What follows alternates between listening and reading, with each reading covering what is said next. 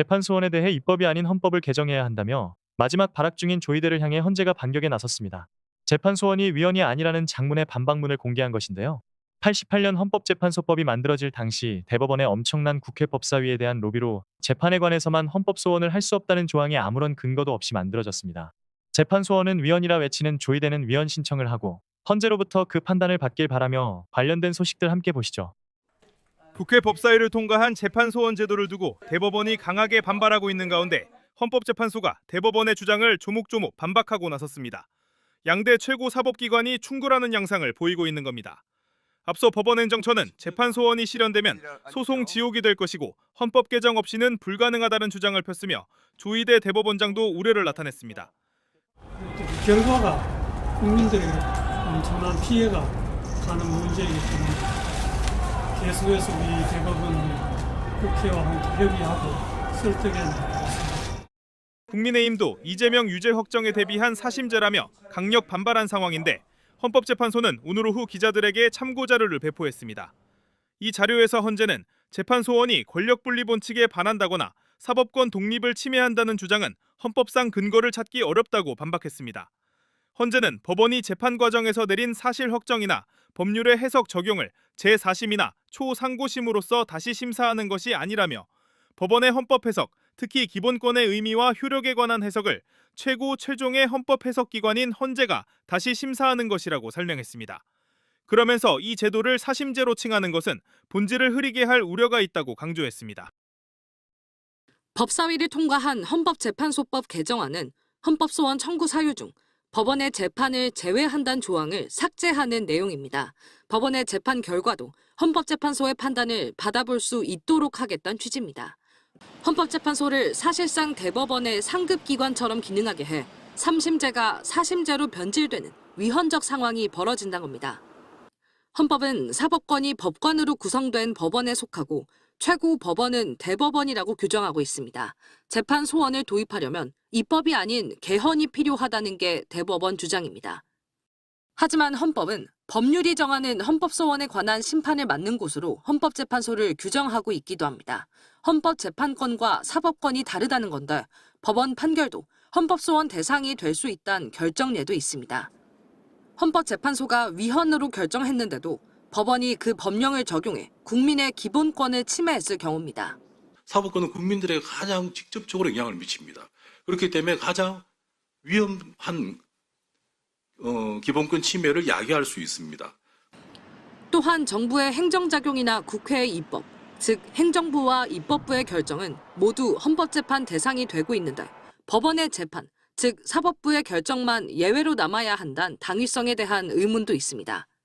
대법원이 자기들 결론 뒤에 누군가 있는 것을 못 참는 거죠. 국회는 입법을 하고 뒤에 헌재가 없애도 참고 행정부도 자기가 한 행위에 대해서 헌재가 위헌을 해도 참는데 법원은 참지 못하겠다는 겁니다. 대법원은 재판의 지속과 반복이 야기돼 국가 경쟁력 약화를 초래할 것이라는 의견을 국회에 내기도 했습니다. 헌법재판소는 이 문제 때문에 비용과 인력이 추가로 필요하다는 데는 동의하지만 도입 초기에만 한정될 것이라고 반박하고 있습니다. MBC 뉴스 유사입니다. 재판소원법이 일단 법사위를 통과해서 요거 이어져서 뭐 조이대 대법관부터 시작해서 헌재까지 굉장히 상반된 입장을 내고 있어서 요거 이제 감찰관님께 좀 여쭙고 싶었습니다. 일단 조이대 대법원장이 또 이례적으로 기자들 앞에서 재판소원법을 두고서 국민들에게 엄청난 피해가 가는 문제라고 반박을 했거든요. 왜 엄청난 피해가 간다고 봤을까요? 저는 그거는 좀 과장된 얘기인 것 같습니다. 대법원장님께서 말씀하셨지만 뭐 이게 그 위헌이라는 말씀이거나 혹은 뭐 엄청난 피해가 간다. 엄청난 피해는 가지 않습니다. 사실은 이 재판 소원, 재판과 관련된 헌법 소원으로 인해 가지고 헌법 소원 건수가 폭증된다 하더라도 그 요건이 엄하게 제한되어 있거든요. 아주 엄격하게 제한이 되어 있는 데다가 사실은 그 헌법 소원은 그 법에 따라 가지고 정리되지 않은 법률적 주장으로 함부로 헌법 소원을 제기할 수 없도록 변호사 강제주의라는 걸 채택하고 있습니다. 그렇기 때문에 변호사 선임을 하지 않고는 헌법 소원을 하는 것이 불가능합니다. 그러니까 아무나 함부로 하진 않을 것이다. 그렇습니다. 무조건 하진 않을 것이다. 그리고 또 뭐 일부 언론 보도 자료에 따르면은 뭐 그 대만 같은 경우에는 헌법 소원을 도입하니까 뭐 수천 건이 들어와 가지고 갑자기 폭주했다 이런 식으로 얘기를 하는데 제가 통계 자료를 찾아보니까 2012년도에 우리나라의 총 소송 건수가 628만 건입니다. 예. 628만 건 중에 예를 들어 10,000건 정도가 헌법 소원이 됐다고 쳐도 예. 628분의 1이겠죠. 그렇죠. 그러니까 그 0.1%를 좀 넘어서는 그런 수준에 지나지 않는데 그런 걸 가지고 얘기를 할 수는 없는 것 같고 오히려 헌법 재판에 대한 헌법 소원을 도입한 나라에서는 실질적으로 그게 인용이 돼 가지고 구제 사례가 많지는 않지만 0.1%에서 0.2% 사이 정도 나오고 있습니다. 뭐 몇십 건 정도. 예. 근데 그 당사자 입장에서는 전부거든요, 이게. 예. 그 구제를 얻는다는 입장에서는. 예. 그리고 사실은 그 재판에 따른 헌법 소원이 없었더라면 구제받을 수 없었던 수십 명이 구제받은 그렇죠. 거 아니겠습니까? 예. 그 점에 대해서 생각해 본다면 이 재판 소원이 도입되면 국민들에게 피해가 간다. 628만 건 중에서 10,000건 정도가 재판에 대한 헌법 소원이 제기된다 하더라도 그건 많은 건수는 아닙니다. 예. 그리고 이게 조희대 대법원장이 굉장히 눈속임하고 있는 게 이거를 4심제로 밀어붙이고 있지 않습니까? 국힘도 그렇고요. 근데 일단 1심, 2심, 3심에서 항소를 하듯이 이게 항소하는 게 아니라 헌법적으로 국민의 기본권을 보호하기 위한 헌법 소원이기 때문에 완전히 다른 문제 아닙니까, 이거는? 그렇습니다. 3심제로 원칙적으로 끝나는 그렇죠. 거고요. 예. 특별하게 위헌적인 위헌적인 거. 그러니까 헌법재판소에서 위헌이라고 판단한 부분에 반하는 판결을 했다던가 명백히 헌법에 어긋나는 판결을 했다던가 그 재판 절차가 헌법에 명백히 어긋나는 경우 그런 경우를 구제하고 시정하겠다는 거기 때문에 그 사건의 실체를 보겠다는 게 아니에요. 예. 어떻게 보면은 헌법 위반 여부만 판단하겠다는 거기 때문에 어떻게 4심제라고 보기는 어렵고 헌법심이죠. 헌법심. 예, 그렇습니다. 예. 그리고 또 한편으로는 어떤 면이 있냐면은 결국은 건국 이래 계속 그 최고법원으로 사법부 최고 기관으로서 지위를 유지해온 대법원이 최고 재판소로서의 그 지위를 잃게 되는 것 때문에 그 위상이 격하되는 것 때문에 반대한다고 보는 것이 정확한 판단인 것 같습니다. 예, 그러니까 대법원과 헌법재판소가 약간 기싸움하는 것처럼 느껴질 수도 있을 것 같아요. 그렇습니다. 사실은 그 독일이 헌법 재판에 대한 재판 소원 제도를 두고 있는데 독일의 경우에는 연방 대법원 같은 경우에는 대법관 숫자도 제가 예전에 한번 봤을 때 50명 뭐 이 정도 될 정도로 예. 많은 데다가 기본적으로 그냥 3심제에 있어서 최고 상급심에 지나지 않아요. 그렇죠. 그러니까 헌법에 대한 최고의 해석 이런 권한을 갖고 있지도 않고 독일에 있어서 가장 명예로운 자리는 그 연방 헌법재판소 재판관이거든요. 그런 점이라던가 이 독일에서의 사례라던가 이런 점 때문에 결국 갑자기 요즘에 이제 국민적인 그 재판에 대한 신뢰 이런 사법부에 대한 신뢰가 떨어지면서 본인들이 그 최고재판소로서의 위상이 무너지는 것을 걱정해서 이런 예. 반대를 한다고 보시는 게 정확한 시각인 것 같습니다. 예. 헌법재판소가 이례적으로 26쪽 분량의 반박 자료를 냈거든요. 네네. 그거 보니까 확실하게 이거 헌법을 개정할 사안이 아니다. 위헌이 아니다. 이렇게 네네. 이야기를 했고요. 사법권을 침해하지도 않는다. 맞습니다. 예. 그 헌법재판소에서는 사실 뭐 지금 현재 법 하에서도 97년부터 일부 한정위원 판결 그러니까 무조건 그 재판을 헌법소원의 대상에서 배제하는 것은 그게 위헌적인 그러니까 헌법재판소가 위헌이라고 판단한 부분까지 재판에 대한 헌법 소원을 하지 못하도록 한다고 해석하는 범위 내에서는 위헌이다. 예. 상당히 어렵죠. 그렇게 예. 판단을 한 적이 있습니다. 아하. 그리고 그 이후로도 이게 우리나라의 그 헌법재판소법이 68조가 이게 그 무조건적인 재판에 대한 헌법 소원을 금지하는 규정이 아니다라고 여러 차례 그 견해를 밝혀왔기 때문에 사실은 헌법 해석과 관련해 가지고 이게 위헌이라는 판단이 내려질 가능성은 없습니다. 예. 조희대 대법원장이 국회를 설득하겠다 이렇게 이야기를 했대요. 이 재판소환법하고 대법원장 증언법 관련해서. 굉장히 이례적이지 않습니까? 이거야말로 사법권 독립을 외치는 조희대 대법원장이 이야기할 게 아니잖아요. 이건 입법권이잖아요. 예. 뭐 그렇게 볼 수도 있습니다. 예. 입법권의 문제이기도 하고 사실은 이 부분은 이게 왜 추진이 됐겠습니까? 국민에 대한 어떻게 보면은 그 판결의 설득력, 그 다음에 좀 이렇게 이 판결에 대한 신뢰가 무너지면서 사법부에 대한 신뢰가 무너지면서 이런 일이 생긴 것인데 그런 근원적인 문제 사실은 그 국회를 설득하기에 앞서서 국민들에 대한 신뢰를 회복해야 될 문제거든요. 국민을 설득해야 그렇죠. 된다. 예. 그런데 그런 얘기를 안 하고 뭐 국민들에게 피해가 간다고 얘기하는데 그렇죠. 저는 제가 보기에는 그 헌법재판소 재판관분들의 업무량이 가중될 수도 있을 겁니다. 어느 정도. 왜냐하면 뭐 각하해야 될 것들은 다 각하해야 되니까요. 네. 그런데 그런 거 말고 이게 무슨 국민들에게 피해? 저는 제가 보기에는 그리고 6개월 내에 해결하도록 되어 있는 게 네. 법안으로 알고 있거든요. 네. 그런데 그걸 갖다가 뭐 그렇게까지 심각하다고 말씀하실 수 있을지 저는 의문입니다. 예. 예. 그 대법관 그래서 증언해 준다는 거 아닙니까? 예. 그러니까 사법부의 불신, 이 신뢰가 바닥을 친 것을 생각하지는 못하고 본인들의 권한이 헌법재판소에 혹시라도 침해가 될까 봐 지금 이러는 거 아닙니까? 그게 정확한 판단인 것 예. 같습니다. 그렇죠. 네, 네. 예. 재판소원법 이게 본회의 통과하면 그러면 혹시 이제 대법원 측에서 혹시 문제 제기를 계속해서 한다던가 문제 제기를 해도 뭐 번복될 가능성은 없습니다. 결국 헌법 위반 여부라던가 뭐 이런 거에 대한 최종적인 판단권은 헌법재판소에 있고 헌법재판소가 이미 26쪽에 달하는 반박문을 낸 상황에서 예. 아무리 법원에서 이게 뭐 위헌이라는 주장을 한다 한들 예. 이게 바뀌겠습니까? 예. 네.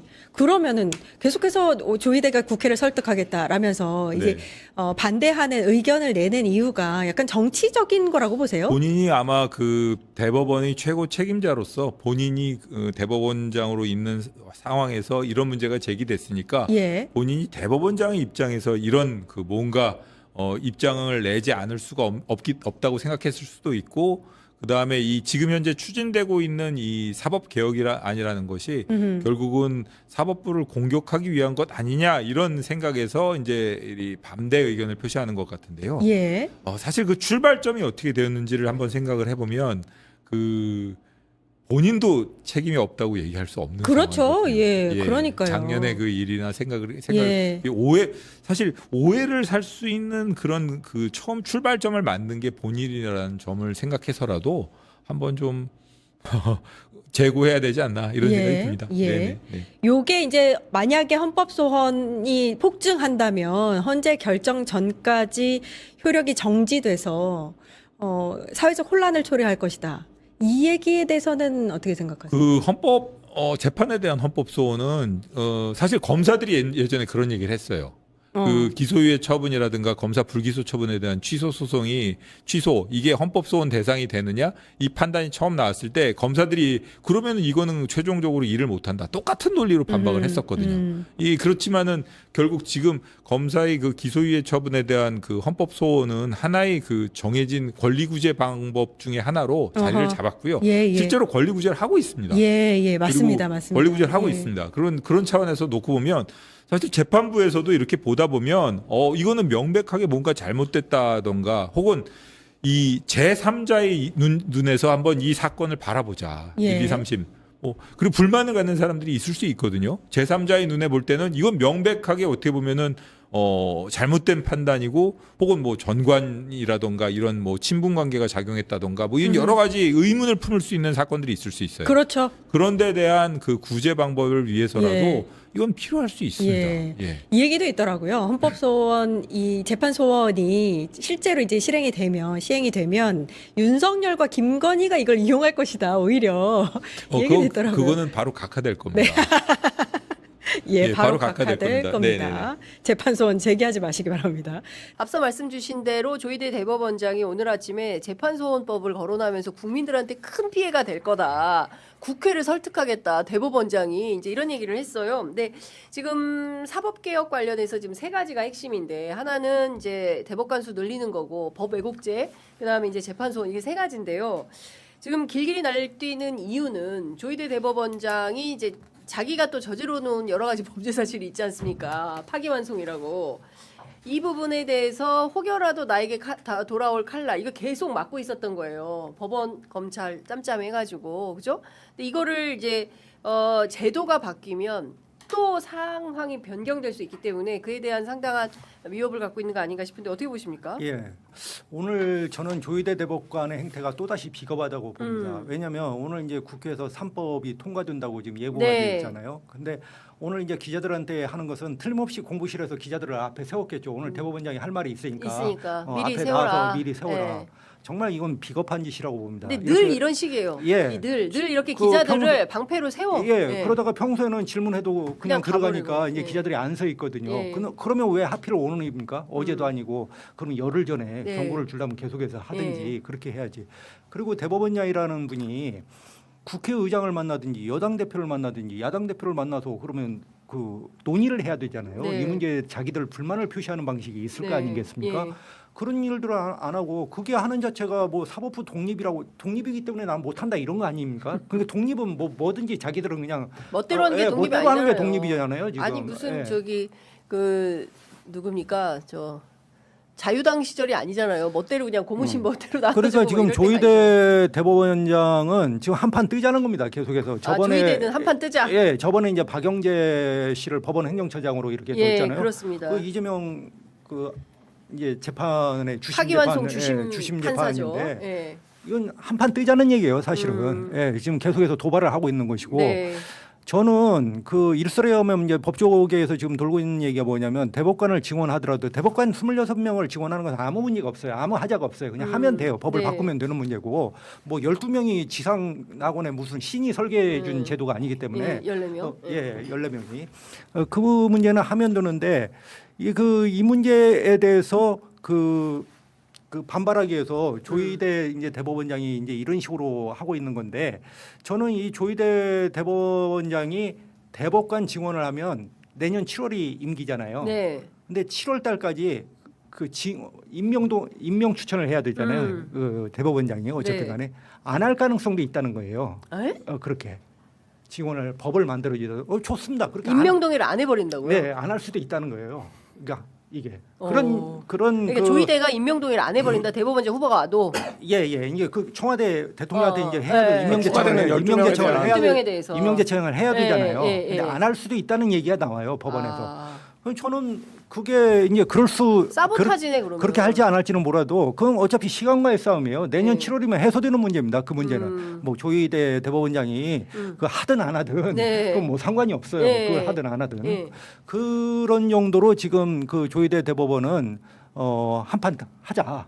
지금 그런 자세로 임하고 있기 때문에 국민하고 지금 한판 뜨자는 거죠. 예. 그런 지금 예. 자세라고 생각을 합니다. 근데 이제 재판 소원제도 관해서 저는 좀 개인적으로 솔직히 그 작용도 있고 이제 부작용도 있지 않습니까? 이 문제가. 네. 재판 소원이라고 하는 문제가 사실은 우리가 이제 그 5공화국 출범할 때 헌법에 이제 헌법재판소가 우리가 들어가면서 이제 이 문제가 거론이 되기 시작했어요. 그래서 헌법재판소가 어떤 행정기관의 처분이라든지 결정에 대해서 그것이 국민의 기본권을 침해했을 때는 그 헌법 소원을 제기할 수 있는 우리한테 권한을 줬단 말이에요. 국민의 네. 기본권이라는 권한. 네. 그렇게 해서 시작이 된 거고.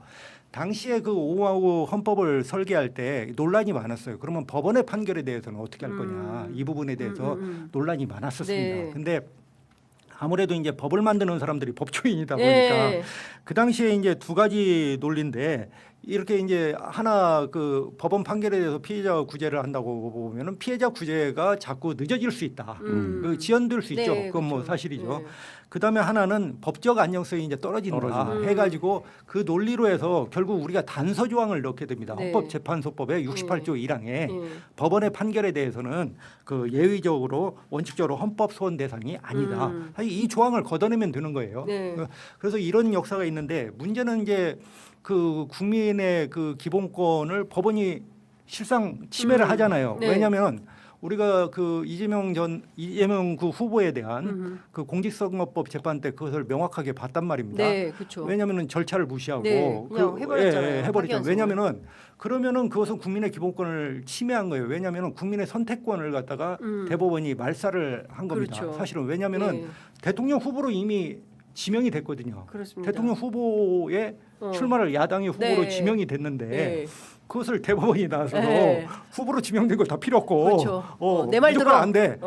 이게 선거권 해버려야죠. 선거권을 뺏어야 돼. 이 뺏어야 사람은 돼. 절대 예. 뺏어야 돼. 예. 라고 해서 이제 30일 만에 그냥 그쵸. 일사천리로 예. 자기들 마음대로 한 거잖아요. 그것은 이재명 대통령에 대한 피선거권을 침해했을 뿐만 아니라 국민의 선택권을 침해를 했단 말이에요. 기본권을 침해한 거죠. 네네, 당연히 네. 헌법소원 대상이 될 수 있죠. 그런데 아까 말한 이제 헌법소원을 했을 때 뭐 사심제로 네. 가면 정치인이나 돈 있는 사람이 재판에서 유리할 수 있다라는 것도 부작용으로 맞아요. 그 말도 네네. 틀림없이 그렇죠. 맞는 말인데 과연 그 논리로 그러면 이것을 다 방어를 할 수 있는 거냐? 그러면 도대체 너네가 네. 스스로 국민의 기본권을 침해했을 때 법원 너네가 자정작용이 있느냐? 국민들이 이걸 묻는 거예요 지금요. 네. 이 부분에 대해서는 지금 이제 한마디 답을 대답이 못 없잖아요. 하잖아요. 네. 네. 그러면서 토론만 하자 네. 이렇게 얘기하죠. 그러니까 오히려 자기네들의 권리 침해가 있는 꼴을 못 보겠다 이런 걸로 보여요. 네. 솔직히 국민의 말하면. 기본권을 침해한 사람을 법원 행정처장이라고는 요직에 그러니까 앉혀버리고. 예. 또 거기에 사법지원실장 조병구 씨를 갖다가 예. 또 기주실장으로 하고 예. 이 체제는 이게 뭐냐? 난 그래서 검찰도 사실은 아까 그 우리한테 주는 게 뭐냐면 검찰 너네가 스스로 부패했을 때 어떻게 할 거냐 이 대답을 못 한 거니까 오늘날 그렇죠. 이걸 하는 예, 거잖아요. 맞습니다. 그래서 우리 두 가지를 다 묻고 있는 겁니다. 사법부하고 검찰한테 검찰이. 너네가 판사나 검사가 스스로 범죄를 저질렀을 때 너네가 어떻게 작용을 할 안 텐데 하고 있잖아요. 지금까지 보니까 너네 하나도 안 해. 너네 아니 마음대로야. 지기현 판사 룸사롱 뭐가 됐습니까? 네. 그 제주도에 애기 보러 다닌 네. 판사들 지금 그러니까 하고 있죠. 이 분노, 국민의 의문 이것을 갖다가 대법원이 검토를 해야 되는데 오늘 그냥 나와가지고 기자들은 그냥 받아 쓰지 않습니까? 그렇게 해서 반대한다 이렇게. 네. 이런 부분들은 있는 것 같아요. 그러니까 예를 들면 이재명 대통령도 그런 얘기를 했었는데 결국 이 사법개혁의 궁극적인 목적이 뭐냐 이 부분에 맞춰서 제도 설계가 있어야 되는 그쵸. 거예요. 그래서 예를 들면 검찰개혁에서 보안수사권 논의를 할 때 이재명 대통령도 그 얘기를 했지만 보안수사가 반드시 있어야 될 것 같은 사건들이 있어요. 분명히. 그러니까 있어요. 그러니까 그 자체를 부인할 수 없어요. 근데 그동안 이 논리가 있는데 이게 현실이 있는데 그동안 검찰이 수사 기소를 다 자기가 하면서 어떤 사건들을 이렇게 만들고 어떤 사건들은 별건 수사고 뭐 이런 역사가 있으니까 야 검찰은 아예 수사를 못 하게 해야 돼. 이렇게 이제 가는 그러니까 수사랑 기소를 분리해야 돼. 이렇게 가는 거가 이제 마치 주인 것처럼 지금까지 이제 한국 사회에서 10수년간 얘기가 되어 왔던 거죠. 근데 그거의 폐해를 지적하고 그 제도를 개선해야 되는 것도 맞지만 그 제도를 운영함에 있어서 실제 국민들의 권익이 침해되는 일은 없어야 되기 때문에 네. 이거에 대한 제도 보완 설계가 있어야 되는 것도 맞고 사법개혁에서의 지금까지 논의에서의 제가 이제 알고 있는 범위에서 핵심은 사법부의 개방성을 높여가는 방향이었어요. 그걸 뭐라고 설명을 하던. 그러니까 예를 네. 들면 무슨 얘기냐면 법원 인사도 법원장이 대법원장이 다 하고 법원 행정처 그래서 뭐 양승태 코트에서 일어났던 사건들이 1년이 법원이 얼마나 폐쇄적인지를 보여줬던 거 아닙니까? 그러면 얼마나 부패할 수 있는지. 네. 근데 지금 하는 말씀하신 지기현 판사라든지 제주도의 판사라든지 뭐 김인택 판사 문제라든지 이 판사들의 개별의 이런 문제들이 있음에도 불구하고 이거에 대한 판단도 법원이 하고 그럼에도 불구하고 인사도 또 법원이 하고 네. 그러니까 결국 어떤 문제가 벌어지는 겁니까? 아 내가 저기 대법원장 법원행정처장한테만 잘 보이면 별 문제가 없는 거예요. 사회적 지탄을 받더라도 나는 어쨌든 법정 안에서 신성한 판결을 하는 사람이고 그러니까 요 문화를 깨자 이게 핵심인 거예요. 네. 그러면 어쨌든 그래서 참여연대나 이렇게 사법개혁 주장했던 단체들에서 오랫동안 주장했던 건 그래서 법원 인사 문제라든지 법원 행정이라든지 이런 부분들을 개혁하는 거였는데 지금 이제 그게 아니라 민주당이 그 부분이 사실 본류여야 되는데 그게 네. 아니라 갑자기 법외국제랑 재판소원법을 들고 나오니까 이게 특정 이슈, 특정 인물 뭐 구체적으로 얘기하면 이재명 대통령 사건 이런 거랑 연결돼서 이거가 더 중요하다고 얘기하는 거 아니야? 뭐 이런 지금 이제 말하자면 그 공격을 받고 있는 네. 거거든요. 그러니까 저는 사법개혁도 그렇고 검찰개혁도 그렇고 원래 이게 한국 사회에서 지금 뭐 한 20년 이상 된 이슈들이잖아요. 그 논의가 다 정리가 되어 있는 네, 네. 있어요.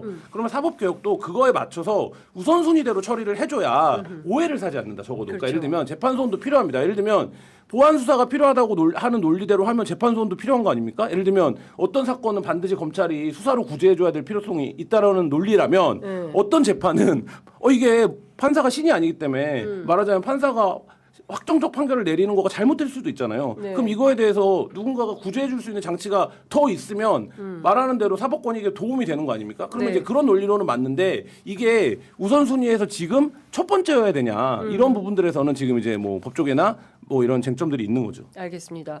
자 지금 그 속보가 들어왔는데요.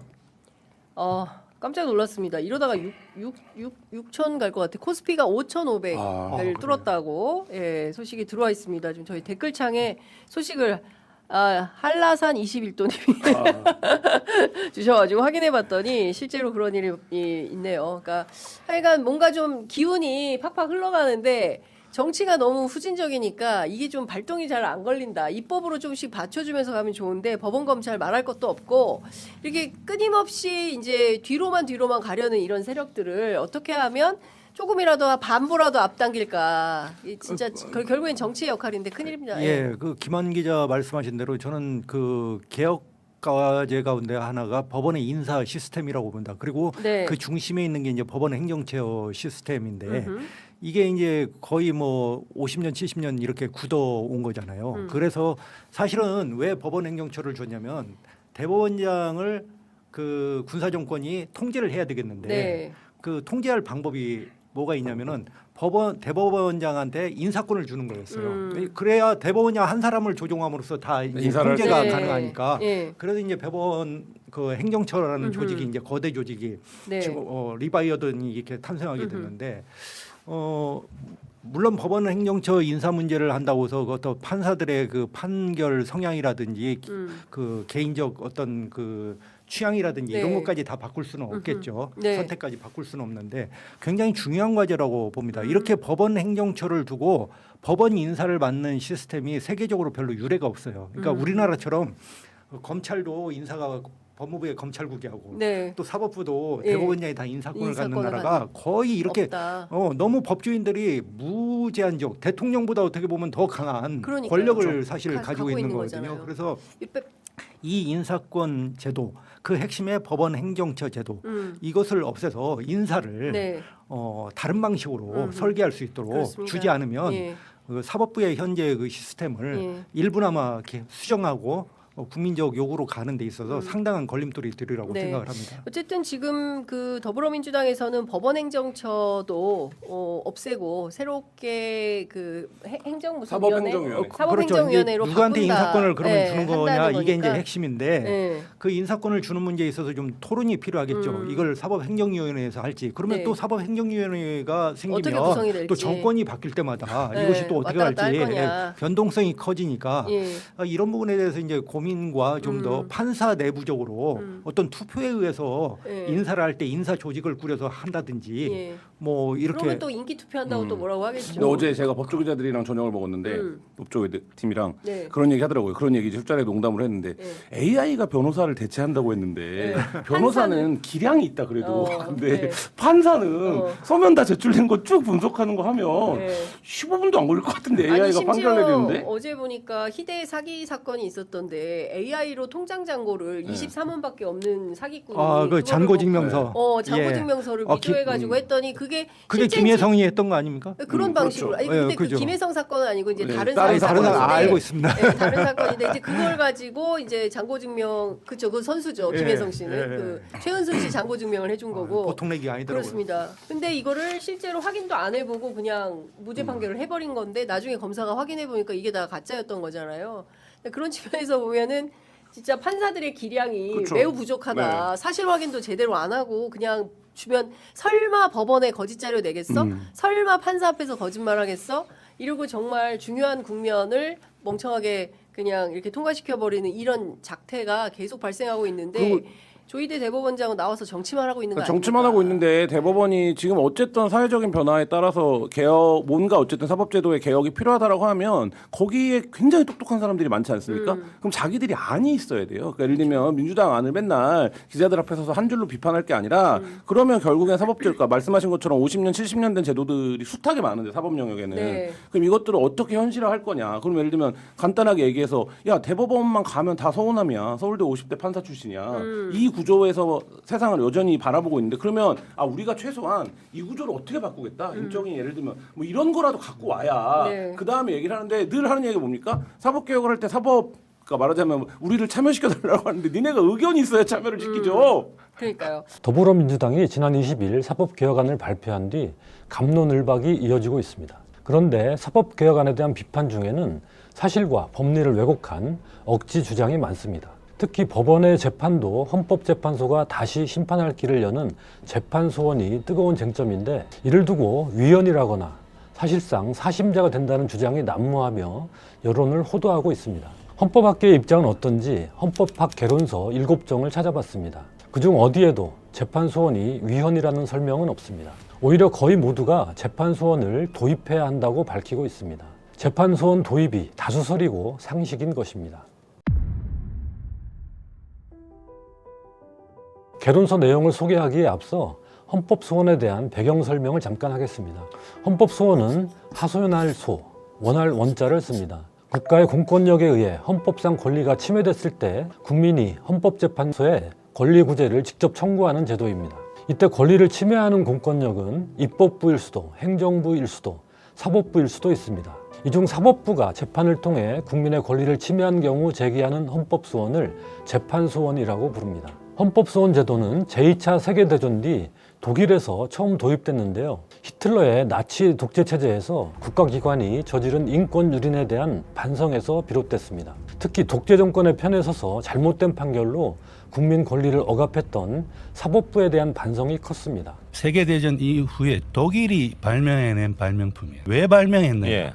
히틀러 시절에 법원에서 국민의 기본권을 침해한 오판들이 많았어요. 헌법소원제도 자체가 탄생 배경으로 중요하게 보는 것이 바로 재판에 대한 헌법소원이에요. 그러나 우리나라에서는 정작 재판에 대한 헌법소원은 금지되어 있습니다.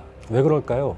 헌법소원 제도가 우리나라에 도입된 것은 1987년 제6공화국 헌법부터입니다. 헌법은 헌법소원의 대상을 법률에서 정하도록 규정했습니다. 그런데 헌법재판소 법으로 헌법소원 대상을 정하면서 법원의 재판은 제외한다라는 문구를 넣은 것입니다. 87년 개헌으로 헌법소원 제도를 도입하고 나서 1년 후인 88년에 헌법재판소법이 만들어졌는데 그 1년 동안 대법원이 법제사법위원들에게 엄청난 로비를 합니다. 왜냐하면 자신들의 재판에 대해서 헌법재판소가 헌법소원으로 판단하는 게 너무 싫었던 거죠. 그래서 재판에 대해서 헌법소원을 할 수 없다는 그 조항은 그거는 아무런 법리적인 근거가 없이 그냥 오로지 헌법재판소가 자기들 위로 올라가는 게 싫은 대법원의 로비에 의해서 들어간 조항이에요. 그럼 본론으로 들어가겠습니다. 우리나라 헌법학의 태두로 불리는 고 김철수, 고 권영성 서울대 법대 교수가 쓴 책에는 재판소원에 대해 이렇게 서술되어 있습니다. 원래적 의미의 헌법소원은 재판소원까지 포함하는 것인데 법률로서 재판소원을 금지하는 것이 합헌적 인가가 문제된다. 현행 헌법재판소법 제68조 1항은 법원의 재판에 대해서는 소원할 수 없도록 명문으로 금지하고 있다.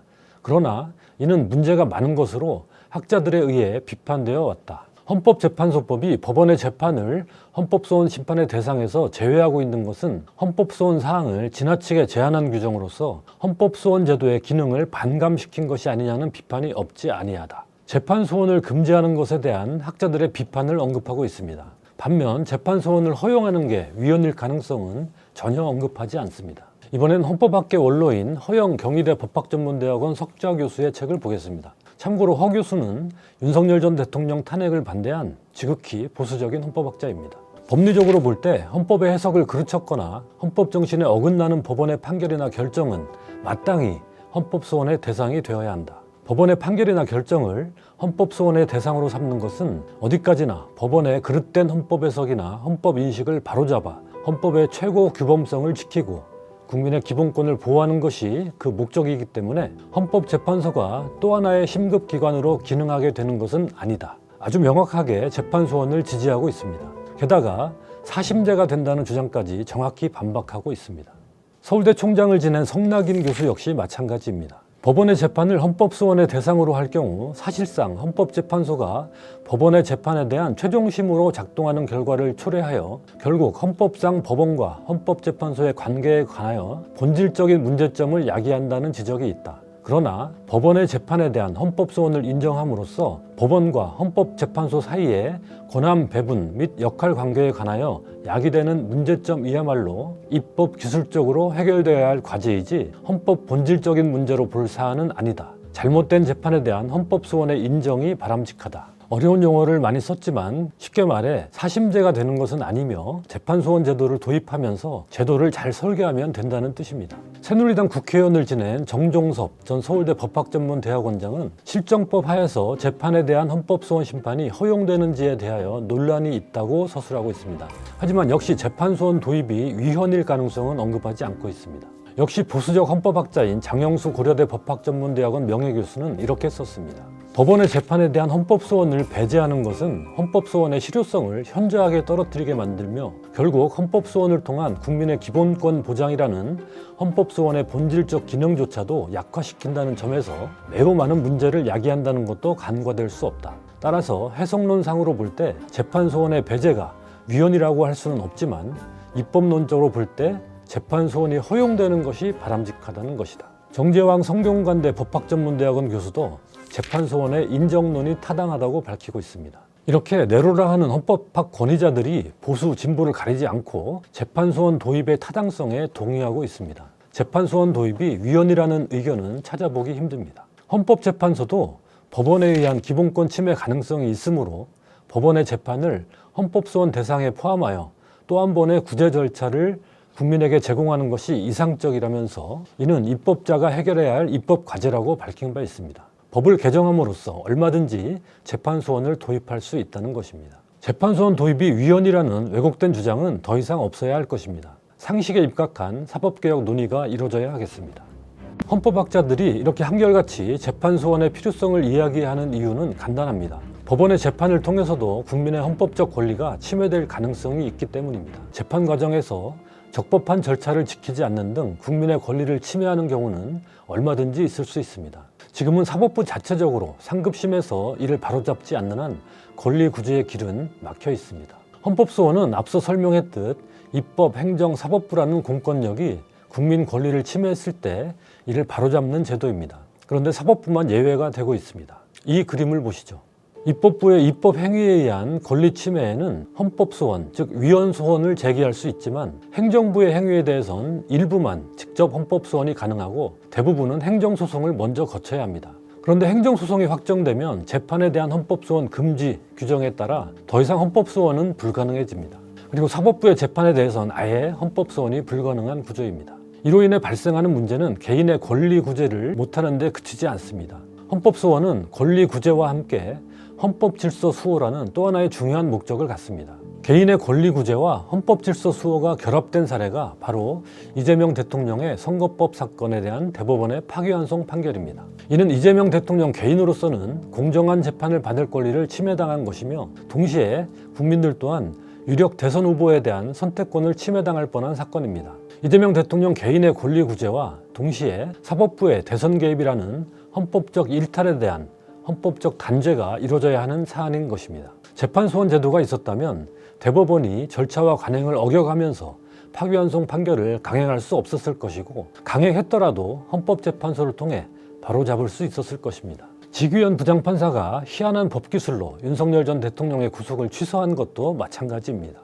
지기현 판사의 이 재판, 나중에 이 판결이 확정적으로 잘못되었을 경우에 그 내란으로 피해를 입은 국민들, 그리고 기소한 특검이겠죠. 이 판결에 대해서 다툴 방법이 없습니다. 그렇기 때문에 재판 소원 제도를 통해서 헌법재판소에서 그 부분을 바루어 주셔야 된다고 생각하는데, 재판 소원의 사건 중에서 가장 중요한 의미를 갖는 부분은 재판 그 자체가 기본권을 침해하는 것도 있지만 재판에 적용한 법률이 헌법에 위반되는 경우에 그것을 통제하는 것에도 큰 기능을 하고 있습니다. 그런 의미에서 보면 방금 말씀하신 그 사례는 적용한 법률 조항이 위헌이기 때문에 재판 소원이 대상이 될 수 있을 거라고 생각을 합니다. 특히 12.3 내란 이후 사법부는 헌정 수호 의지가 부족함을 노골적으로 드러냈습니다. 국정감사에서 법원장들은 12.3 비상계엄이 내란이라는 답변조차 하지 않았습니다. 그토록 사법부 독립을 외치는 사법부라면 계엄의 밤에 위헌 위법적 계엄으로 선포하는 등 대통령을 견제해야 하지 않았을까요? 그러나 대법원은 오히려 계엄을 따르기 위한 대책 회의를 했다는 의혹을 받고 있습니다. 내란인지 아닌지 모른다고 사법부의 원장님들이 그렇게 말씀하시면은 이거 국민들 천불납니다.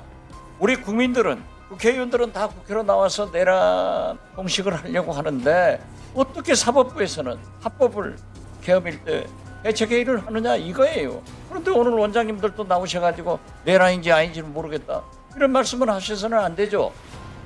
지금 시민들이 특히나 어린 학생들까지 헌법에 반하는 비상계엄의 선포라고 국회에 달려가서 민주주의를 지켜내려고 하는 상황이었음에도 불구하고 저런 대책회의를 했다는 것 자체가 적절한 대응은 아니었다고 봅니다. 대법원이나 헌법재판소나 이게 명백히 위헌이라는 걸 선언을 했다면은 헌법 수호를 위해 헌법재판소가 사법부를 견제할 필요성이 더욱 분명해지고 있습니다. 재판소원 도입 문제를 헌법재판소와 대법원 중 누가 우위에 서느냐는 식으로 바라보는 것은 유치한 발상입니다. 법원과 헌재는 각자의 헌법적 역할이 있습니다. 대법원을 필두로 하는 사법부는 개별 소송 사건에 법률을 적용해 분쟁을 해결하는 역할과 권한을 갖습니다.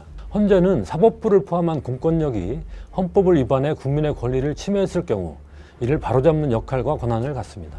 헌재가 법원의 모든 재판에 대해 다시 판단하는 것, 즉 사심제가 되는 것도 잘못된 것이고, 법원이 헌법에 어긋나는 재판을 해도 헌재가 관여하지 못하는 지금의 상황도 역시 잘못된 것입니다. 이제 재판소원이 위헌이냐 아니냐는 소모적인 논쟁은 거두고 재판소원 제도를 구체적으로 어떻게 설계할 것인지에 사회적 논의를 집중해야 합니다. 헌법소원이 도입되면 재판소원 대상이 아닌 사건도 무조건 헌재로 가져가려는 경향이 나타날 수 있습니다. 헌재의 업무 부담이 폭증할 수 있습니다. 이런 부작용을 방지할 방도를 찾는 등 건설적인 공론화가 이루어져야 할 것입니다. 재판소원 단계 자체에서 이거는 사건이 안 된다. 이거는 그냥 일반 법원에서 하는 게 맞다라서 다 걸러내. 그러니까 독일에서 0.01%가 나오는 거예요. 그러니까 시간이 늘어난다라든지 어떤 비용이 늘어난다 이런 걱정은 안 하셔도 될 것 같습니다. 끝으로 이재명 대통령 선거법 사건 파기환송 판결을 뒤집으려고 재판소원 제도를 도입하려는 게 아니냐는 비판에 대해 말씀드리겠습니다. 과거부터 헌법학자들이 줄기차게 재판소원을 도입해야 한다고 주장해왔고 그 필요성을 웅변하는 구체적 사건들이 있었음에도 왜 그동안 가만히 있다가 이제야 재판소원 도입을 추진하느냐는 비판은 합당합니다. 정치권 또 저를 포함한 언론도 그동안의 무관심을 반성해야 합니다. 하지만 이재명 대통령 사건이 파기환송되니 재판소원 도입을 추진하는 건 잘못이라는 주장에는 동의할 수 없습니다. 이재명 대통령 사건은 재판소원 도입의 필요성을 보여주는 결정적인 새로운 사례입니다. 재판소원 도입의 필요성은 더욱 분명해진 셈입니다. 그런데 하필 그것이 현직 대통령 관련 사안이니 아예 제도개혁도 해서는 안 된다는 건 지나친 진영 논리 아니겠습니까? 재판소원 논의에서는 앞서 인용한 헌법학자들이 지적하듯 국민의 권리보호라는 헌법적 요청이 유일한 나침반이 되어야 합니다. 국민을 우선하는 제대로 된 사법개혁을 시작해야 합니다. 서부학 경희대 법학전문대학원 교수를 모시고 이 문제의 해법 그리고 법관의 독립성이란 과연 무엇인가, 근본적인 사법개혁 방향은 무엇인가 말씀 들어보도록 하겠습니다. 사법부 독립성, 재판 독립이라는 게 그 자체가 가치가 아니라 공정한 재판을 위한 전제조건으로서 필요한 것인데 수단적인 의미의 독립성만 내세우면서 실제 재판의 공정성 이런 것들은 오히려 간과하거나 무시하고 있는 게 아닌가. 어쨌든 법관대표회의에서 반성하고 자성하는 모습을 보이지 않는다면 더욱 강력한 사법개혁 이런 것들이 앞으로 있어야 되지 않을까 싶습니다. 새 정부에서 좀 반드시 추진돼야 할 사법개혁 내용 이런 것들을 우선순위를 좀 꼽아주신다면 어떤 게 있겠습니까? 대법원 개혁이죠. 대법관 수를 늘리는 건데 통계상 보면 우리나라 1년에 상고 사건 수가 4만 건이 넘는다. 이거를 대법원장 포함해가지고 대법관 14명이 처리를 하는데 사실상 이제 부는 3개밖에 없지 않습니까? 본인들은 힘들다고 하는데 사실상 지연된 재판이 많고 상고된 다음에 뭐 2년, 3년, 4년 몇 년 지나서 판결이 나오는데 이쪽에서 해명한 것에 대해서는 이런 방법 언급도 없고 한 2줄, 3줄로 그냥 상고를 기각한다라든가 심리불속행을 결정한다라든가 뭐 이렇게 나오다가 보니까 대법원 판결 자체가 전혀 국민들을 지금 납득시키지 못하는 그런 상황이거든요. 대법관 수를 국민들이 요구하는 대로 대폭 늘려야 된다. 헌재도 그런 면이 있지만 대법원도 특정 대학교, 특정 학과 동문회 비슷한 성격을 갖고 있지 않습니까? 조희대 대법원장이 주도했던 파기환송심 사건도 보면 다 조희대 대법원장이 임명제청에서 임명된 대법관들은 다 그 뒤에 줄을 섰단 말이에요. 그렇게 되면 회의체로서의 의미와 기능이 전혀 살아나지 않는 거죠. 거죠. 대법원장 혼자 사실상 재판을 끌고 가는 시스템이기 때문에 학교라든가 출신 지역이라든가 성별, 나이, 경험 제야에서 활동했던 변호사들도 훨씬 많이 저는 대법관으로 들어가야 된다고 생각을 하거든요. 대법관 수도 대폭 늘려야 되고 구성도 훨씬 다양화를 해야 된다. 대법원 제도의 어떤 개혁, 이것이 1순위로서 저는 필요하다는 생각이고요. 두 번째는 대법원장의 제왕적 권한을 줄여야 됩니다. 말은 본인들이 재판 독립, 판사 독립을 얘기하지만 대법원장의 인사권 여기에 꽉 매여가지고 전국 판사들이 숨을 쉬지 못하는 이런 상황이죠. 소신 있는 판결을 할 수가 없는 상황입니다. 사법부의 독립을 외쳤는데 따지고 보면 결국 대법원장의 제왕적 권한을 구축한 독립왕국을 지금 만들어 놓고 있는 상황이거든요. 인사권이라든가 법원 행정권에 대해서 갖는 대법원장의 권한을 정말 대폭 줄이는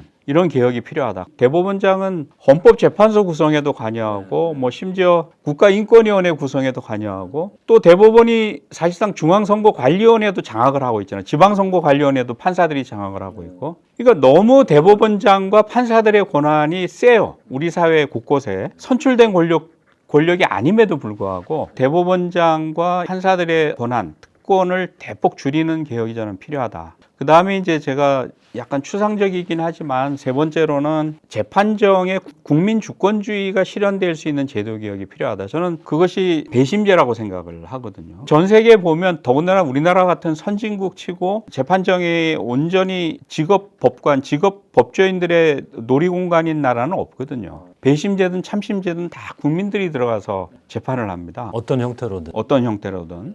심지어 남미 쪽에 가도 다 참심제, 배심제가 다 일반화되어 있거든요. 그래서 저는 그 실질적인 어떤 국민들이 법정에서 판관으로서의 역할과 권한을 행사할 수 있도록 배심제를 강화하고 대폭 활성화시켜야 된다. 저는 그런 노력이 필요하다고 봅니다. 대법관 수를 늘려야 된다고 말씀하셨는데 적정한 증언 규모는 어느 정도라고 보시나요?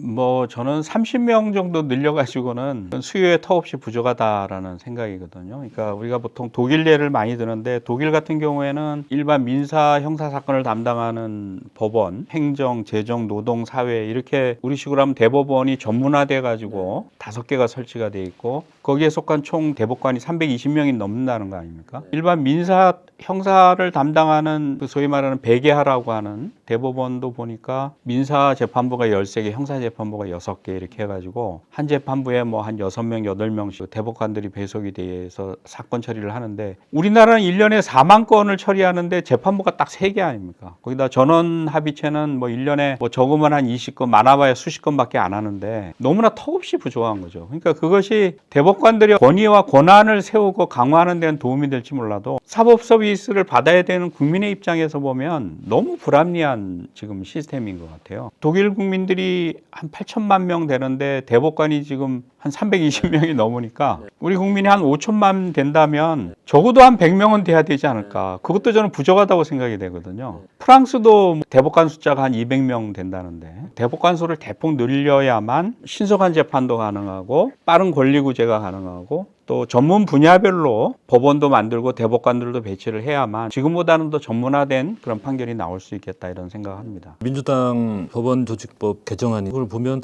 대법관의 법조인이 아닌 사람들도 뭐 포함시키는 안도 지금 제시가 돼 있던데 그건 어떻게 보십니까?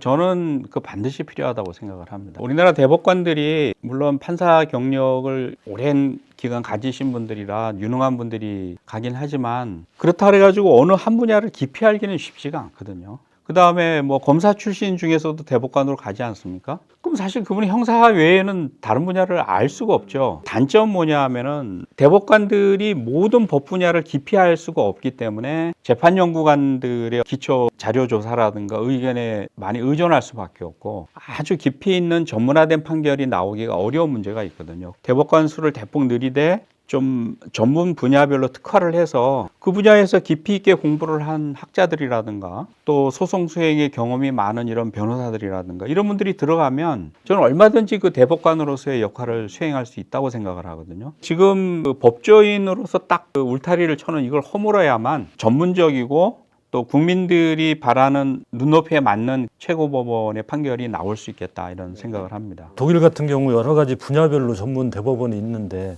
그렇게 둔 이유도 전문성을 좀 더 강화하고 깊이 있는 판결을 내기 위한 것이겠죠. 예를 들어서 노동법원 같은 경우도 우리나라는 별도로 설치해야 된다 이런 요구가 많지만 지금 실현이 안 되고 있는 거거든요. 근데 사실 노동사건에 적용되는 법리하고 일반 민사사건 법리는 많이 다르다고 얘기하지 않습니까? 저는 그 분야의 전문가는 아니지만 피상적으로 알기에도 일반 민사사건은 사적 자치의 원칙, 계약 자유의 원칙 이런 게 적용이 되지만 노동사건은 사측이 있고 노측이 있기 때문에 이거는 재판부가 사회적 지위가 열악한 그런 사람들을 도와주고 보충하는 입장에서 재판이 이루어져야 되는 거거든요. 그런데 실제로 노동사건도 보면 대부분 판사들이 일반 민사법리를 가지고 판단을 하니까 대다수가 노동자들인데 이들이 만족할 만한 판결이 안 나오는 거죠. 노동법원도 만들고 또 최고법원도 노동사건을 전담하는 이런 대법관들이 정말 노동사건에 적합한 법리를 가지고 판결을 만들어내야 된다 이렇게 생각을 합니다.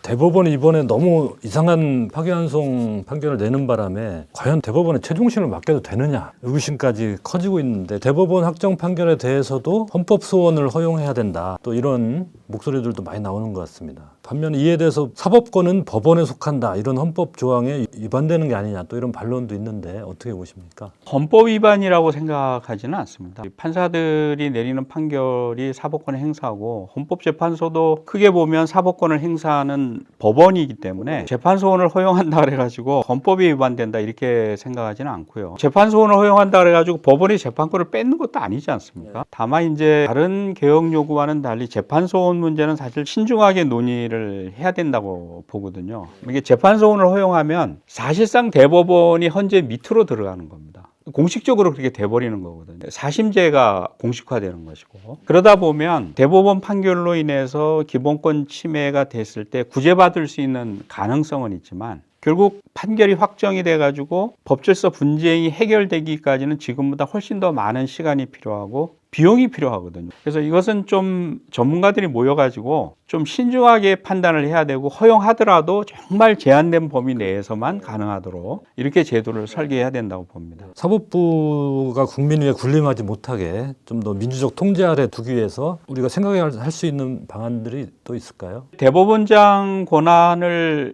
축소하는 거하고 관련이 있는데요. 법원 행정처도 대법원에서 분리를 해내야 된다고 생각을 하거든요. 그러니까 지금은 이제 대법관이 법원 행정처장을 하면서 전국에서 똑똑한 유능한 판사들을 뽑아가지고 일을 시키고 법원 행정처를 통해서 전국 법관들을 컨트롤을 하는 거거든요. 그렇게 되면 내부에서 재판의 독립, 법관의 독립이 지켜질 수가 없습니다. 법원 행정처를 분리해내서 흔히 얘기하는 사법행정위원회, 국회라든가 또 시민사회, 학계 이런 데가 관여를 해가지고 사법정책을 심의하고 의결하고 그것을 단순히 이제 대법원장은 따르기만 하도록 이렇게 시스템을 구분을 하면 저는 법원에 대한 어떤 국민들의 관여와 통제가 지금보다는 훨씬 강화될 것이다라는 생각이 들고요. 또 대법관 제청권 이거를 지금 대법원장이 갖고 있지 않습니까? 그러니까 저는 이것도 문제가 많다고 생각을 해요. 독일 같은 예를 이렇게 찾아보니까 연방헌법재판소 재판관은 상원, 하원이 있으니까 거기에서 각각 나눠서 선출을 하고 아까 320명 되는 그 대법관들은 의원들하고 관련 부처의 장관들이 법관 선출위원회 이런 것을 구성을 해가지고 거기서 대법관들을 추천하고 선발을 하더라고요. 그래서 저는 이 대법관 추천 또 선발 이 과정에도 우리나라 국회가 훨씬 깊이 관여를 해야 된다. 그렇게 해야만 법관들이 일반 국민들과 유래된 자기들만의 왕국을 지금 구축하고 있는데 이걸 허물 수가 있다. 저는 이렇게 생각을 하고요. 더 나아간다면 이제 저는 적어도 각 지방 법원장, 검찰이 어떻게 될지 모르겠지만 검찰이 없어지고 공소청이 생기면 각 지역을 담당하는 최고위직 사법 관련들은 좀 국민들이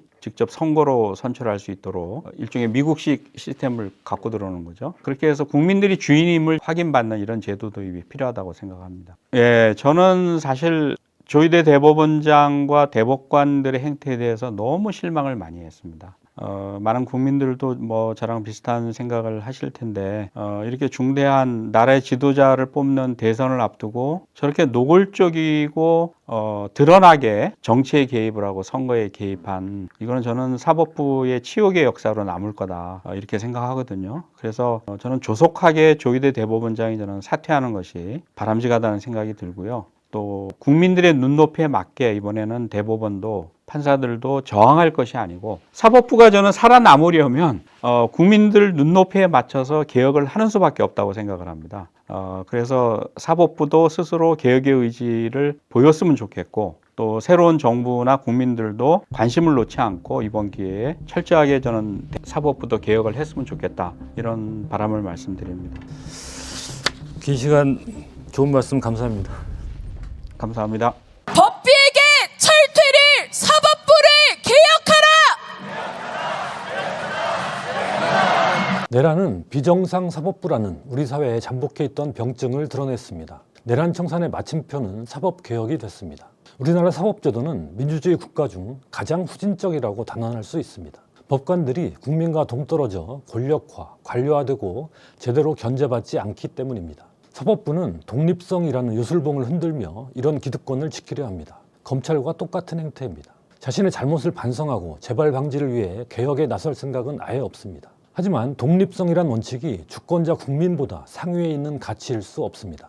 독립성이 국민 위에 군림할 자유는 아닌 것입니다. 최근 더불어민주당이 내놓은 사법개혁안들은 바로 이 점을 바로잡는 데 초점을 맞추고 있습니다. 내란 전담 재판부 설치, 법원 행정처 폐지 및 사법행정위원회 도입, 법관 평가제 도입 등이 대표적입니다. 외부 인사가 법관 인사에 참여하는 것을 핵심으로 하는 이들 사법개혁안에 대법원과 보수 언론에서는 위헌이라는 등 왜곡된 주장을 펼치고 있습니다. 하나씩 반박해 보겠습니다.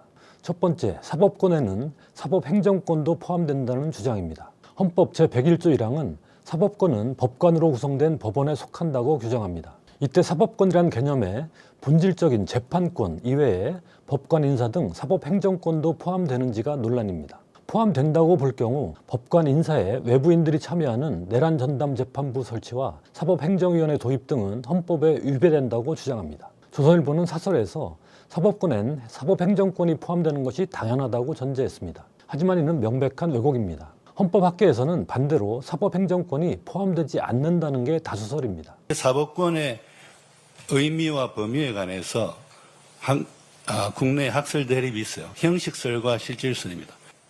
그래서 다수설은 실질설입니다. 실질설을 이해할 때 이 사법권은 재판권입니다.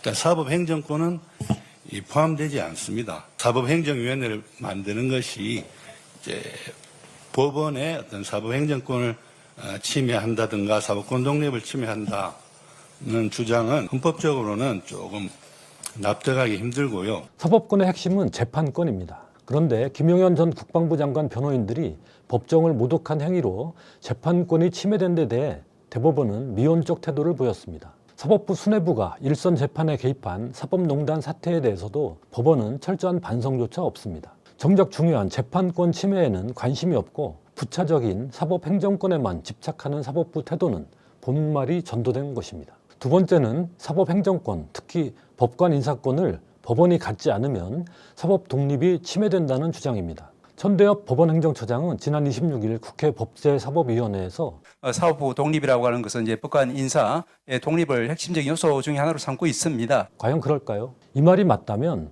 미국, 영국, 프랑스, 독일, 스페인 등 대부분의 민주주의 국가가 사법 독립을 부정하고 있는 게 됩니다. 법원이 법관 인사권을 독점한 나라는 이 중 한 곳도 없기 때문입니다. 미국은 연방 판사는 모두 대통령이 의회 동의를 얻어 임명하고 각 주의 판사들은 선거로 뽑거나 정부와 의회가 임명합니다. 유럽 국가들은 대부분 법원 내외부 인사가 공동 참여하는 위원회가 법관 인사를 담당합니다. 독일은 아예 사법부를 제외시키고 정부, 의회가 법관 인사권을 갖습니다. 이들 나라에서 법관 인사권 때문에 사법 독립이 침해된다는 이야기는 나오지 않습니다. 천대엽 처장은 또 사법부 독립, 상권 분립이 제대로 정립돼야만 그것이 헌법을 갖춘 나라라고 1789년 프랑스 인권선언에는 스위스도 선언한 것처럼 저희들은 이제 사법부의 본질이 재판뿐 아니라 인사권을 핵심으로 하는 사법행정에 있어서 사법이 자율성을 가지는 것이 있다고 봅니다. 그러나 바로 그 프랑스는 법관 인사를 법원이 독점하지 않는 대표적 국가입니다. 법관 인사를 담당하는 최고사법관회의는 15명의 구성원 중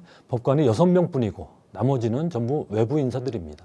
또 외부 인사 중 6명은 대통령과 의회가 지명함으로써 법관 인사의 민주적 의사 반영에 통로를 마련했습니다. 법원, 그것도 대법원장 1인이 모든 법관 인사를 틀어쥐고 있는 나라는 지구상에서 찾아보기 힘듭니다. 사법행정위원회 도입은 대법원장의 인사권을 무력화하는 게 아니라 오히려 정상화하는 것입니다. 세 번째로 그럼에도 불구하고 현행 헌법의 명시적인 규정에 위배된다는 주장이 있습니다. 앞서 지적한 내용에 동의하더라도 현행 헌법이 대법원장에게 법관 인사권을 부여하고 있는 이상 이를 제한하는 사법행정위원회는 위헌이 될 수 있다는 시각도 있습니다. 그러나 이를 정면으로 반박하는 제도가 이미 존재합니다. 대법관 후보 추천위원회가 한 사례입니다. 헌법 제104조 2항은 대법관은 대법원장의 제청으로 국회의 동의를 얻어 대통령이 임명한다고 규정합니다. 대법관 제청권을 분명히 대법원장에게 부여하고 있습니다. 그런데 현행 법원조직법 제41조의 2는 대법관 후보 추천위원회라는 기구를 설치하고 여기에서 대법관 후보를 추천하면 대법원장은 이를 존중하라고 규정하고 있습니다. 대법원장이 나홀로 행사하던 대법관 제청권에 일정한 제약을 가한 것입니다. 이 법원조직법 규정은 2011년 신설됐습니다. 대법원장의 비대한 인사권을 견제하고 대법관 구성을 다양화해 국민 신뢰를 높이기 위해 오랜 사회적 논의 끝에 도입된 제도입니다. 이 위원회 구성원 10명 중 법관은 선임 대법관, 법원행정처장, 일반 법관 1명 등 3명뿐입니다. 나머지는 법무부 장관, 대한변협회장, 한국법학교수회장, 법학전문대학원 협의회 이사장, 비법조인 3명 등입니다. 외부인이 다수 참여하지만 이 위원회에 대해 위헌 논란이 제기된 적이 없습니다. 헌법 취지에 맞게 다양한 의견 수렴과 법원 신뢰 확보를 위해 헌법 규정을 보완한 것이기 때문입니다. 법관으로 구성된 법원이 사법권을 행사해야 되는데 인사, 예산 이것도 사법행정권이니까 사법권이다. 그러니까 이거는 법관들만 행사해야 돼. 근데 왜 법관이 아닌 애들이 자꾸 들어와가지고 하려고 하는 거야? 맞아요. 그러니까 이거 위헌이야? 라고 주장을 하는 거거든요. 네. 그런데 그런 식으로 따지면 우리 대법관 추천할 때요. 대법관은 헌법에 대법원장이 제청해갖고 대통령이 임명한다 이렇게만 돼 있어요. 근데 실제로 보면은 대법관 추천위원회라는 걸 더 가지고 아 그러네. 거기서 추천을 하면은 그 사람을 대법원장이 제청을 하고 있거든요. 그러네. 근데 그 대법관 후보 추천위원회는 판사 3명인가밖에 없어요. 10몇 명 중에 다 왜 그것도 다 위헌이에요? 지금 이미 그렇게 하고 있는데. 더군다나 더불어민주당이 마련한 사법행정위원회 법안은 그 위원장을 대법원장이 직접 맡거나 임명하도록 함으로써 사법행정권에 대한 대법원장의 권한을 유지하도록 하고 있습니다. 대한변협도 위헌 여지는 없다고 보고 있습니다. 실질적으로 대법원장 1인에게 모든 권한이 집중된 법원의 시스템은 법관의 관료와 법원의 관료적 조직문화 형성을 야기했고 이는 사법농단 사태의 원인이 되었다고 생각합니다. 그러므로 대법원장의 제왕적 권한의 분산, 특히 사법행정권을 사법재판권으로부터 분리시킨다는 측면에서 법원행정처 폐지 및 사법행정위 설치안의 취지에 대체로 공감합니다. 다음은 위헌 소지에 대한 의견입니다. 사법행정위원장을 대법원장이 맡는 일안을 제시해 주셨고요. 또는 외부위원 중 전국 법관대표회의 추천, 국회 인사청문회를 거쳐서 대법원장이 임명하는 이안을 제시해 주셨습니다. 양안 모두 사법행정위원장 임명에 법원이 직접 관여할 수 있다는 점에서 사법권 침해 위헌 논란을 적절히 불식시켰다고 생각합니다. 다음으로 내란 전담재판부가 헌법상 금지되는 특별법원이라는 주장까지 버젓이 나옵니다. 명백한 오류입니다. 특별법원은 법관이 아닌 사람이 재판을 담당하거나 그 재판 결과를 대법원에 상고할 수 없도록 돼 있는 예외적인 재판 형태를 말합니다. 내란 전담재판부는 현직 법관 중에서 내란 사건을 전담할 재판부를 구성하는 것이며 그 재판 결과는 당연히 대법원에 상고할 수 있습니다. 그 관할만 내란 사건으로 특정될 뿐입니다. 이렇게 특정 분야의 사건만 맡는 법원은 이미 가정법원, 행정법원, 특허법원 등이 존재합니다. 가정법원 안에 소년사건 전담재판부를 두기도 합니다. 서울고등법원도 이미 지난 9월 내란사건 항소심 전담재판부 구성 방침을 밝힌 바 있습니다. 법원도 내란전담재판부가 위헌이 아님을 인정한 것입니다. 끝으로 사법부는 다수의 횡포로부터 소수자의 인권을 보호하는 역할을 해야 하므로 다수의 통제로부터 벗어나 독립성이 철저히 보장돼야 한다는 논리가 있습니다. 사법부 독립을 강조하는 가장 그럴듯한 논리입니다. 법원은 다수결에 따라서 선출된 입법부, 행정부와는 존립 이유가 달라서 다수의 의사에 반하더라도 헌법과 법률에 따라 보장되는 사회적 약자의 인권을 보장하는 역할을 독립하여 공정하게 수행할 수 있어야 하기 때문입니다. 그런데 이런 말을 들으면 당장 반박하고 싶은 게 있습니다. 사법부는 과연 그런 역할에 충실했느냐는 것입니다. 지난 27일 초코파이 재판 항소심에서 무죄가 선고됐습니다. 협력업체 사무실 냉장고에서 초코파이 등 1,050원어치 간식을 꺼내 먹었다는 이유로 절도죄로 기소한 검찰도 문제지만 유죄 선고를 한 1심 법원도 문제였습니다. 이뿐만이 아닙니다. 800원을 횡령한 버스기사의 해고가 정당하다고 판결한 판사가 대법관이 돼 있습니다. 평소엔 사회적 약자와 인권 보호라는 책무를 거들떠보지도 않다가 사법개혁에 반대할 때만 꺼내듭니다. 사법부가 다수결의 원리에서 벗어나 독립성을 갖도록 하는 대전제는 법관들이 헌법 질서를 수호하고 사법권의 뿌리인 주권자를 존중할 것이라는 믿음입니다. 그 전제 위에서 다수의 부당한 횡포에 맞서 국민의 헌법상 기본권을 지키는 역할과 권한을 사법부에 부여해 준 것입니다. 그러나 지난 1년의 시간 동안 온 국민이 지켜봤듯 사법부는 국민 주권을 무시하고 헌정 파괴범들을 엄단하지 않는 태도를 보였습니다. 사법부 독립의 대전제를 사법부 스스로 허물어버린 것입니다. 이렇게 헌법 질서를 배관시하는 사법부가 약자 보호라는 헌법적 역할인들 제대로 할 수 있겠습니까? 사법부가 헌정 수호와 약자 보호라는 제 역할을 못하고 있는 이유는 결국 사법부의 구조에 있습니다. 외부의 견제를 전혀 받지 않고 법관들만의 성체를 쌓고 그 안에서 귀족 집단화했기 때문입니다. 이런 구조를 용납해서는 안 된다는 게 앞서 살펴본 외국의 제도들이 탄생한 배경입니다. 우리도 이제 그 첫 발을 내디뎌야 할 때입니다.